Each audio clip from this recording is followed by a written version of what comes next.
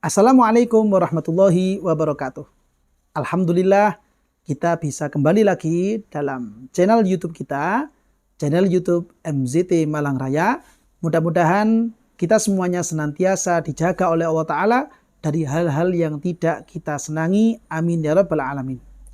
Para pemirsa dan juga para pecinta channel YouTube MZT Malang Raya dimanapun Anda berada, kajian kita pada kesempatan kali ini merupakan pembahasan terakhir dari keterangan kitab Fathul Qorib yang berkaitan dengan nusyuz dari seorang istri. Ketika seorang istri melakukan perbuatan nusyuz terhadap suaminya, yaitu tidak melaksanakan hak-hak wajib dari si suami, maka si istri ini dikatakan sebagai perempuan-perempuan yang nasyizah. Perempuan-perempuan atau istri-istri yang melakukan pelanggaran terhadap hak-hak wajib si suami. Ketika terjadi hal yang seperti demikian, betul-betul terbukti, tahakkuk bahwa si istri telah melakukan perbuatan nusyuz, ada beberapa dampak-dampak yang muncul setelahnya, atau konsekuensi hukum yang muncul dari akibat perbuatan nusyuz tersebut. Yang pertama adalah tindakan nasihat dari si suami dan juga kebolehan untuk memukul kepada si istri, sebagaimana itu telah kita bahas pada video-video yang sebelumnya. Termasuk di antara konsekuensi ketika si istri ini melakukan perbuatan nusyuz adalah seperti yang disampaikan oleh kitab Fathul Qorib, yaitu beliau Syekh Muhammad bin Qasim Al-Ghazi, beliau menyatakan wa yasqutu bin nusyuzi qasmuha wa nafaqatuha. Ketika seorang istri melakukan perbuatan nusyuz, maka konsekuensi hukum yang muncul di belakang adalah hak seorang istri untuk mendapatkan nafkah, hak seorang istri untuk bisa mendapatkan giliran inap untuk suami yang memiliki istri banyak, ini maksudnya, itu bisa menjadi gugur. Artinya si suami tidak lagi wajib untuk memberikan nafkah kepada si istri ketika istri tersebut terbukti melakukan perbuatan nusyuz. Jika misalkan si istri ini merupakan istri kedua, ketiga, atau keempat yang dia terbukti melakukan perbuatan nusyuz, maka juga menjadi gugur tentang kewajiban inap dari si suami.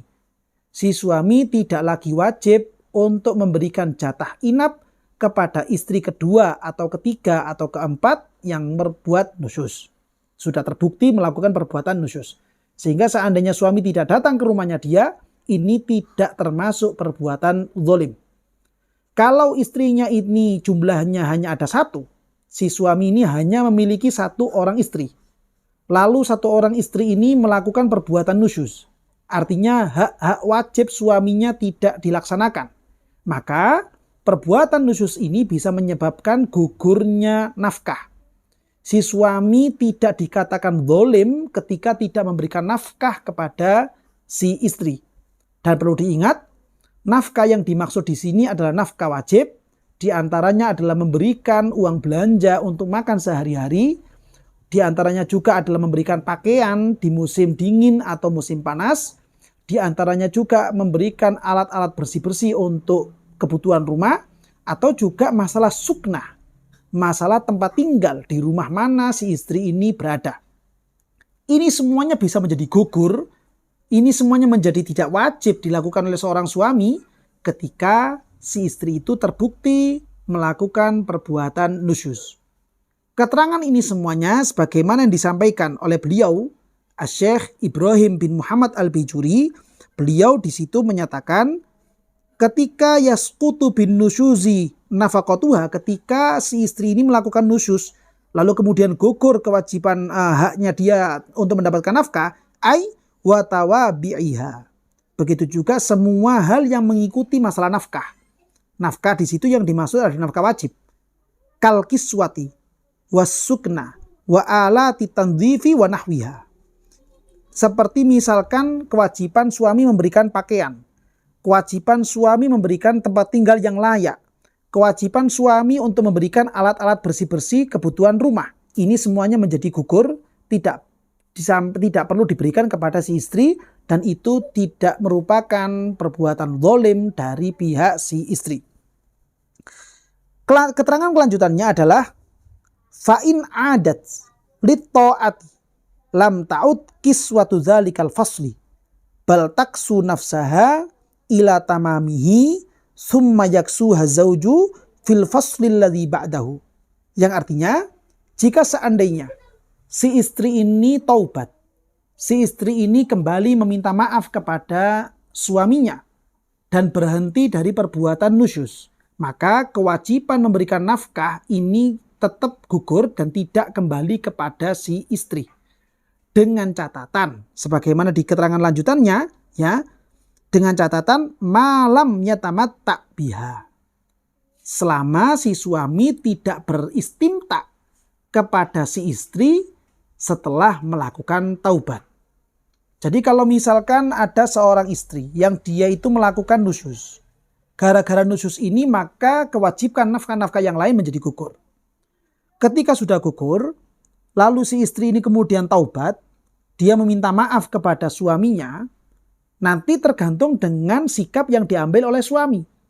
Jika sekiranya suami ini diam, memaafkan tapi hanya diam, tidak berlanjut kepada tindakan istimta kepada istrinya, maka si suami tidak berkewajiban untuk menyerahkan nafkah pada hari itu.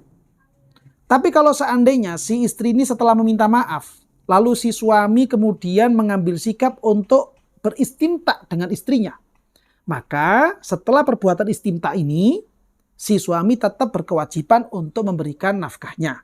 Sebagaimana itu yang disampaikan oleh Syekh Al-Bajuri. Wala ta'udu nafaqatu dzalikal yaumil ladzi 'adat fihi li ta'ati ma lam yatamatta biha. Wa illa 'adat laha. Ya, kalau sekiranya itu masalah belanja wajib, maka setelah terjadinya istimta, suami tetap memberikan berkewajiban untuk memberikan nafkah wajib di hari itu. Kalau masalah pakaian pada musim dingin ataupun musim panas, maka di musim itu tidak wajib, maka wajibnya pindah kepada musim yang akan datang. Itu menjadi wajib lagi. Tapi di musim ini tidak kembali menjadi wajib. Ya, masalah tempat tinggal yang layak kepada si istri ini tetap harus dikembalikan li'anna sukna daruriyatun. Karena yang namanya kebutuhan tempat tinggal ini masuk dalam kategori kebutuhan-kebutuhan yang daruri, kebutuhan-kebutuhan yang wajib dan harus dimiliki dan menjadi hak wajib pihak si istri. Sehingga tetap kembali lagi kepada si istri kembali untuk mendapatkan haknya berupa tempat tinggal yang layak. Nah, ini merupakan konsekuensi-konsekuensi ke belakang ketika ada seorang istri itu melakukan perbuatan nusyuz. Dari situ, kalau kita renungkan kembali, penting bagi setiap istri supaya tidak melakukan perbuatan nusyuz. Si istri tetap berupaya semaksimal mungkin melaksanakan hak-hak wajib dari suaminya. Bagaimana caranya hak suami ini bisa terlaksana dengan baik, bisa terlaksana dengan benar. Jika seandainya si istri ini tidak melaksanakan hak-hak wajib ini, maka tidak merupakan atau bukan merupakan tindakan yang salah, bukan merupakan kezaliman ketika si suami tidak memberikan nafkah wajib kepada istrinya. Karena memang kewajiban nafkah ini menjadi gugur dengan sendirinya sebab si istri telah melakukan perbuatan nusyuz. Ini penting untuk direnungkan oleh segala pihak, baik itu suami ataupun si istri, supaya tidak terjadi perbuatan-perbuatan zalim di dalam satu rumah tangga. Bagaimana caranya kedzaliman-kedzaliman seperti ini betul-betul terjauhkan dari setiap rumah tangga yang ada di sekeliling kita, bahkan rumah tangga kita sendiri. Inilah keterangan yang penting kami sampaikan dari keterangan-keterangan kitab Fathul Qorib. Mudah-mudahan keterangan ini bisa memberikan manfaat dan barokah untuk kita semuanya. Dan yang lebih penting lagi, mudah-mudahan kita semua senantiasa diberikan kekuatan oleh Ta'ala untuk bisa mengamalkan ilmu-ilmu yang telah kita dapatkan. Dan kiranya mungkin ada keterangan-keterangan yang kurang jelas, atau mungkin ada pertanyaan-pertanyaan susulan, maka bisa Anda sampaikan melalui kolom komentar atau melalui nomor admin yang telah tertera pada layar YouTube Anda. Mudah-mudahan kita semuanya diridhoi oleh Allah Ta'ala dan dikasihi dan dicintai oleh junjungan kita Nabi besar Muhammad SAW. Amin ya rabbal alamin.